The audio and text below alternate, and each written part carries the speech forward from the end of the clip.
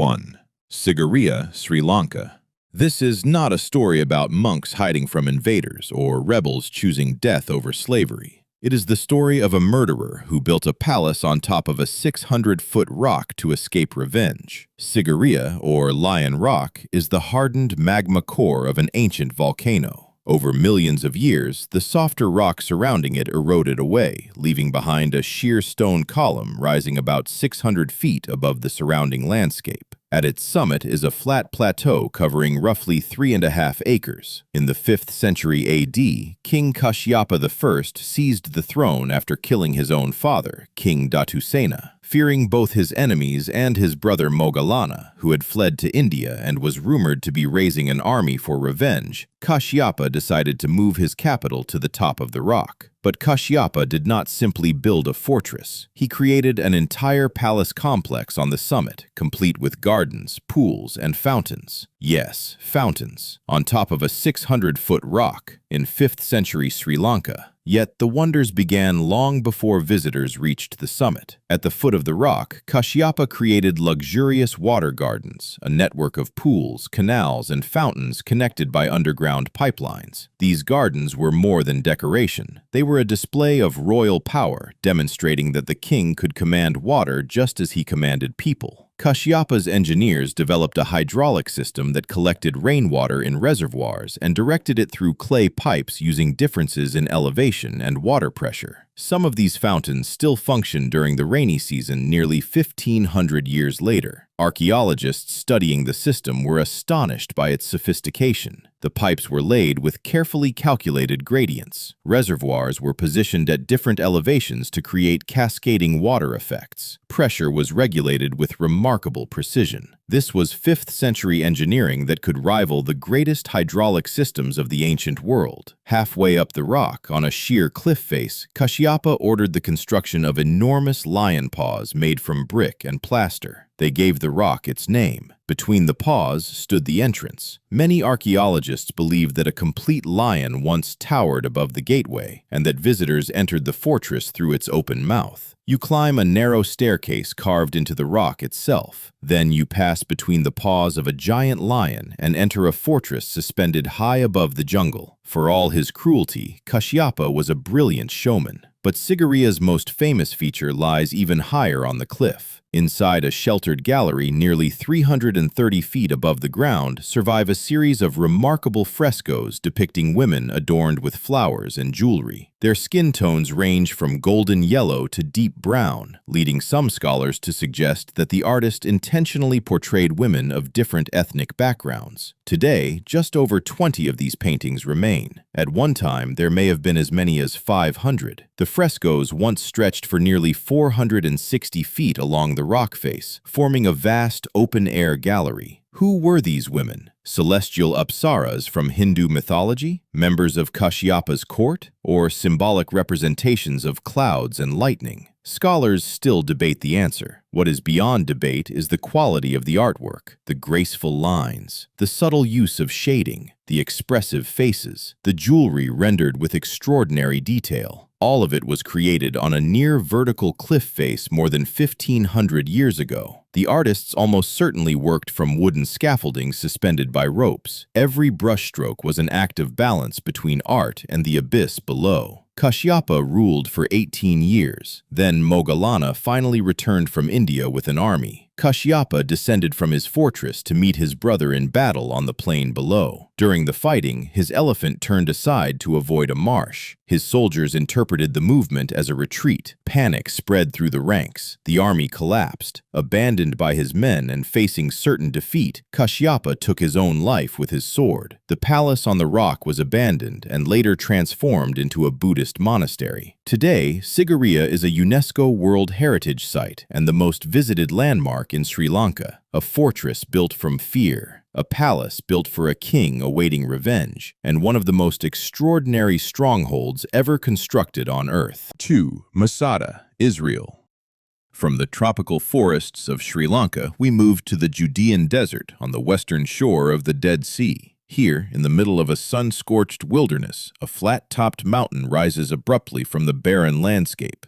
This is Masada, Its summit stands about 1,400 feet above sea level and nearly 1,500 feet above the surface of the Dead Sea below. The cliffs are almost vertical. The only natural route to the top is a narrow, winding path known as the Snake Path, named for the way it twists back and forth along the mountainside. A single defender with a sword could hold off an army there. The fortress on top of Masada was built by King Herod the Great in the 30s BC, the same Herod who appears in the Bible as a tyrant responsible for the massacre of the innocents. The historical Herod was more complicated. He was a brilliant builder, a skilled politician, and an undeniably ruthless ruler who executed several of his own sons after suspecting them of conspiracy. Herod was deeply paranoid, and he had reasons to be. He was hated by many of his subjects, distrusted by neighboring rulers, and feared even within his own family. Masada was his personal bunker, a refuge for the day everything went wrong. If rebellion erupted, if foreign armies invaded, or if political rivals succeeded in taking his throne. He transformed the summit into a luxurious palace complex. At the northern edge of the mountain, where the cliff drops almost straight down, Herod ordered the construction of a three-tiered palace built directly into the rock. 3 levels hanging over the edge of the mountain like giant balconies, each decorated with mosaics, frescoes, and Roman-style columns. From the upper terrace, visitors could look across the Dead Sea toward the mountains of Moab beyond, one of the most dramatic views in the Middle East. Masada also contained bathhouses supplied with hot water, vast storerooms packed with food, and, most importantly, an ingenious water collection system. Rain is rare in the desert, but when it comes, it can arrive in violent flash floods. Herod ordered enormous cisterns to be carved into the rock and connected them to channels that captured runoff from the surrounding slopes. Together, these reservoirs could store more than 40,000 cubic meters of water, enough to sustain a large garrison for months, and perhaps even years. More than a century after Herod's death, Masada became the final stronghold of the Great Jewish Revolt against Rome. In 73 AD, 960 Jewish rebels, along with their families, occupied the fortress and held out against the 10th Roman Legion. The Romans established 8 camps around the mountain and constructed a siege wall more than 2.5 miles long to prevent anyone from escaping. But they could not storm Masada's cliffs. The mountain was simply too steep. So the Roman commander, Lucius Flavius Silva, made a decision that would become one of the most remarkable engineering achievements of the ancient world. He ordered the construction of a massive siege ramp against the western side of the mountain. Thousands of prisoners carried stone and earth by hand, day after day, week after week, month after month. The defenders rarely attacked the workers because many of them were fellow Jews forced into labor by the Romans. Slowly, the ramp grew higher, eventually reaching a height of roughly 250 feet, with a gentle enough slope for siege equipment to be moved to the top. In effect, the Romans built a mountain in order to conquer a mountain. The ramp still survives today, a giant wedge of earth and stone pressed against the white cliffs of Masada. It is almost as impressive as the fortress itself, because it demonstrates what Rome was capable of when it truly wanted something. At last, the Romans brought a battering ram to the summit of the ramp and broke through the fortress wall. When they entered Masada, they found silence. According to the account of the historian Josephus, the defenders had chosen death rather than slavery. Their leader, Eleazar ben Yair, is said to have delivered a final speech urging resistance to the very end. Whether every detail of Josephus's account is historically accurate remains a subject of debate, but according to the traditional story, each man killed his own family. Then 10 men were chosen by lot to kill the remaining defenders. Finally, one of the 10 killed the others and took his own life. When the Romans entered the fortress, nearly everyone was dead. Only 2 women and 5 children survived. They had hidden inside a water conduit and later told the story. Masada became a symbol, a tragic symbol, a controversial symbol, but also one of the most powerful symbols of resistance in history. Today, soldiers of elite units in the Israeli military have at times taken their oath atop Masada, repeating a simple declaration: Masada shall not fall again. A fortress in the desert, a mountain transformed into a sanctuary, and the site of one of the ancient world's most dramatic last stands. 3. Predjama Castle, Slovenia.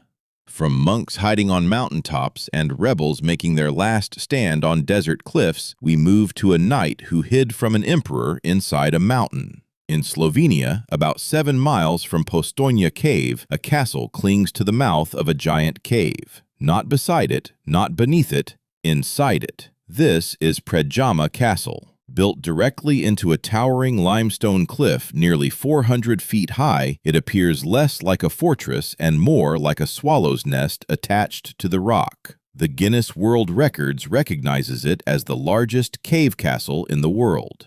The first fortress on this site was built in the 12th century. Its builders used the cave itself as a roof and rear wall. Instead of constructing an entire castle from scratch, they attached a stone facade to the cliff and used the natural cavern behind it as part of the structure. It was a brilliant defensive design. The rear of the castle was protected by solid mountain. Arrows and cannon fire could do little against hundreds of feet of limestone. Any attacker approaching from below was fully exposed to defenders above. But Predjama Castle became famous because of one man, Erasmus of Lueg, a knight, a nobleman, and by modern standards, something of an outlaw. In the 15th century, Erasmus killed a marshal of the imperial court. Some accounts claim it happened during a duel. Others say it was the result of a drunken argument. Whatever the truth, he quickly became one of the most wanted men in the Holy Roman Empire. He fled to Predjama Castle and prepared for a siege. Imperial forces arrived and surrounded the fortress. The siege dragged on for more than a year, and that was when the castle's greatest secret revealed its value: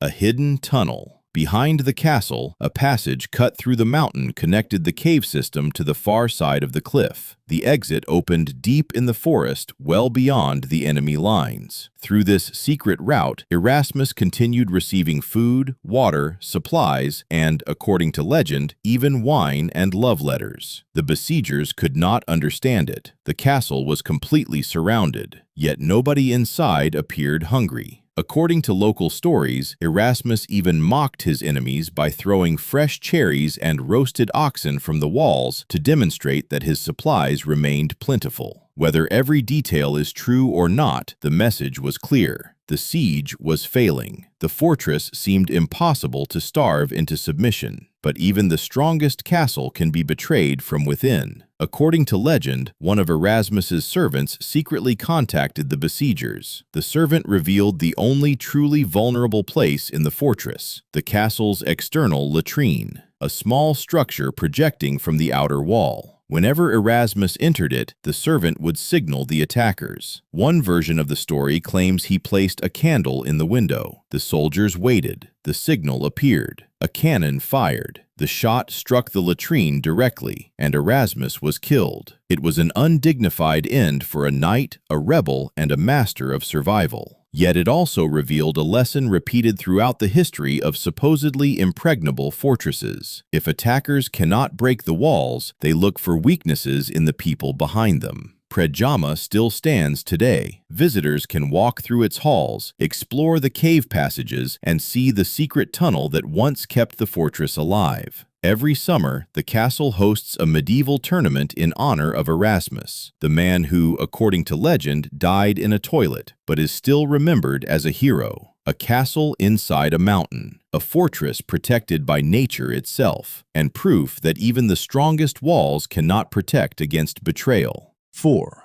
Meteora Monasteries, Greece. Imagine standing at the base of a cliff more than 1,300 feet high. A sheer wall of rock rises above you like the side of a skyscraper. Its summit disappears into the clouds. Then you look up and see something impossible. Windows, balconies, an entire building perched on top of the rock. No road leads there. No animal could climb there. No ordinary staircase could reach it. Yet people have lived there for centuries. And the first question that comes to mind is not why. It is how. How did they get up there? How did they carry stone, timber, food, and water to the summit? And perhaps most importantly, who looked at that rock and decided it was the perfect place to build a monastery? Welcome to Meteora. In central Greece, on the plain of Thessaly, enormous sandstone pillars rise from the earth like the ruins of some forgotten world. Geologists believe these formations began taking shape around 60 million years ago. At that time, this region lay beneath an ancient sea. Layer after layer of sand, gravel, and sediment accumulated over millions of years before hardening into stone. Later, as the sea retreated, wind, rain, earthquakes, and erosion slowly removed the softer material around them. What remained were the towering rock pillars we see today. Some rise nearly 1,300 feet above the valley floor. Their sides are almost vertical. Their summits seem completely inaccessible. The Greeks named them Meteora, the ones suspended in the air. And on top of these stone pillars stand monasteries. The first hermits arrived here around the 10th century. They lived in caves and crevices carved into the cliffs, surviving in near total isolation. But in the 14th century, as the Ottoman Empire expanded into Greece, many monks began searching for safer refuges. One of them was a monk named Athanasios. Originally from Mount Athos, he climbed one of the highest rocks, known as Platis Lithos, or Broad Rock. In the year 1344, he founded the first monastery, the Great Meteoron, the monastery of the Transfiguration. How he reached the summit remains uncertain. Some historians believe the monks hammered wooden and iron pegs into cracks in the rock, creating a primitive climbing route. Others believe a single climber reached the top first and lowered ropes for the others. Whatever method they used, the challenge had only begun. Every piece of building material had to be hauled to the summit by hand. Stone, timber, tools, food, everything, using little more than ropes, baskets, and human strength. At their peak during the 15th and 16th centuries, 24 monasteries stood on the rocks of Meteora. 24 churches, libraries, workshops, dining halls, and living quarters balanced atop stone pillars that seemed impossible to reach. The monks used rope ladders that could be pulled up whenever danger approached. Later, they installed rope and net hoists capable of lifting both supplies and people. Travelers sometimes asked how often the ropes were replaced. The monks supposedly answered, "When God decides the rope should break." Whether the story is true or not, it survived for centuries. The construction of Varlam Monastery is particularly remarkable. Two monk brothers, Theophanes and Nectarios, began transporting materials to the summit in the year 1517. For 22 years they hauled stone, wood, tools, and supplies upward in baskets suspended by ropes. 22 years, every day. Then, once the materials finally reached the top, the monastery itself was completed in only 20 days. 22 years of preparation, 20 days of construction. Today, 6 monasteries remain active. In the 1920s, stairways were carved into the cliffs, making access much easier. Even so, reaching some of the monasteries still requires climbing hundreds of steps carved directly into the rock. The Monastery of the Holy Trinity is among the most dramatic. Perched atop a narrow pillar surrounded by sheer drops on every side, it became famous after appearing in the James Bond film For Your Eyes Only. Many viewers assumed the climbing scenes relied on movie tricks. They did not. The rock is real, and monks had been climbing it for centuries before cameras ever arrived. Many monasteries still preserve their original lifting nets and baskets, not only as museum pieces, but as reminders of what was once the only path to the summit. The monks often described the hoists as symbols of faith. Anyone stepping into a basket placed their life entirely in the hands of those holding the ropes above. Standing atop Meteora today, looking down across the valley hundreds of feet below, it becomes easier to understand why the monks chose this place. No army could reach them without permission. No siege could easily be conducted. No walls were necessary. The cliffs themselves were the walls. Here they found isolation, security, and a sense of being closer to heaven than to the world below. In 1988, UNESCO designated Meteora a World Heritage Site, describing it as, "Suspended in the air, these monasteries are a unique artistic achievement and one of the most striking examples of architectural transformation." Monasteries above the clouds, stone pillars turned into sanctuaries, and one of the most extraordinary human achievements ever built on the edge of the sky. 5. Trotsky Castle, Czech Republic. From the ancient world, we move to medieval Bohemia, to a fortress that does not merely stand on a rock, it stands on two rocks at once, as if someone decided to build a castle on top of a pair of stone fangs rising from the earth. This is Troski Castle, located in the region known as the Bohemian Paradise, about 60 miles northeast of Prague. It is one of the most recognizable silhouettes in the Czech Republic. Two basalt towers, the hardened remains of ancient volcanic vents, rise above the surrounding forests like giant teeth. One is taller and narrower. It is known as Pana, meaning maiden. The other is lower and broader. It is called Baba, meaning crone or old woman. Atop each rock stands a tower. Between them once stretched walls, courtyards, and living quarters that connected the entire fortress into a single defensive complex. Troski Castle was founded in the late 14th century by Chenek of Wartenberg, who recognized that the volcanic pillars offered the perfect natural foundation for a fortress. Basalt is one of the hardest rocks on Earth. For medieval siege engines, it was nearly impossible to destroy. The castle walls were built directly onto the stone, following the contours of the cliffs so closely that natural rock and human construction became almost indistinguishable. Inside the Maiden Tower, builders carved cisterns into the rock to collect rainwater, a solution remarkably similar to those used at Masada more than 1,500 years earlier, because one challenge remains the same for every fortress built on a cliff: water. Without it, no stronghold can survive. Troski was never taken by storm. During the Hussite Wars of the 1420s, when the armies of Jan Žižka swept across Bohemia, capturing fortress after fortress, Troski remained unconquered. Žižka was one of the most brilliant military commanders of the Middle Ages. By that time, he was completely blind, yet he continued leading armies, employing innovative tactics that combined war wagons, firearms, and early artillery with devastating effectiveness. According to legend,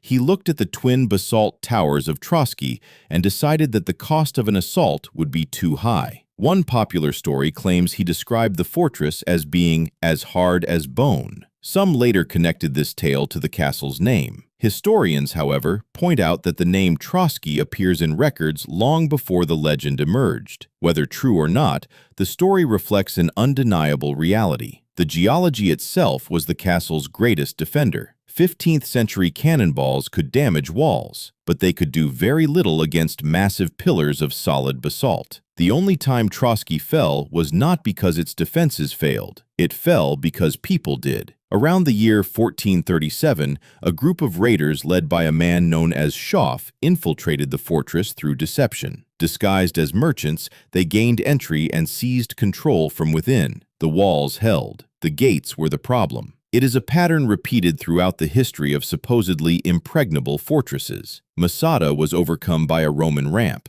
Predjama was betrayed from within, and Troski was captured by men pretending to be traitors. Again and again, the lesson remains the same. Stone rarely fails. People do. Today, Troski stands in ruins. Its towers still rise above the forests exactly as they have for centuries. Visitors can climb the remaining stairways and look out across the rolling landscape of the Bohemian Paradise. The walls may be broken, the roofs long gone, but the silhouette remains unmistakable. Two volcanic fangs, one fortress, and one of the most extraordinary castles ever built upon stone. 5 rocks, 5 stories. Monks on sandstone pillars, hiding from invading armies. A knight in a cave, mocking an emperor's forces. Rebels on a desert mountain, choosing death over surrender. Warriors on volcanic fangs, defending a fortress no army could conquer. And a king who built a paradise atop a giant rock while waiting for revenge to find him. What connects all of these places? One simple truth: when people are pushed into a corner, they do not always surrender. Sometimes they climb. They search for a cliff no enemy can reach. They haul stone, timber, and water to impossible heights. They build walls, reservoirs, monasteries, and palaces. Then they live there for years, sometimes for centuries. Not because life on a mountaintop is comfortable. It never is. But because freedom, faith, fear, and survival can become stronger than gravity itself. And there is another thought that comes to mind when looking at these places. We often imagine people of the ancient and medieval worlds as primitive, as if they knew little beyond warfare and prayer. But look at Meteora. 24 monasteries built atop towering stone pillars with little more than ropes, baskets, and determination. Look at Sigiriya, a hydraulic system whose fountains can still function 15 centuries later. Look at Masada, a water system in the middle of the desert capable of sustaining hundreds of people on an isolated mountaintop. These were not primitive people. They were desperate, resourceful, and extraordinarily persistent. That is why their fortresses still stand today, and why we stand below them, looking up, trying to understand how they were ever built. Perhaps the most remarkable thing is not that these places survived, it is that human beings managed to build them at all.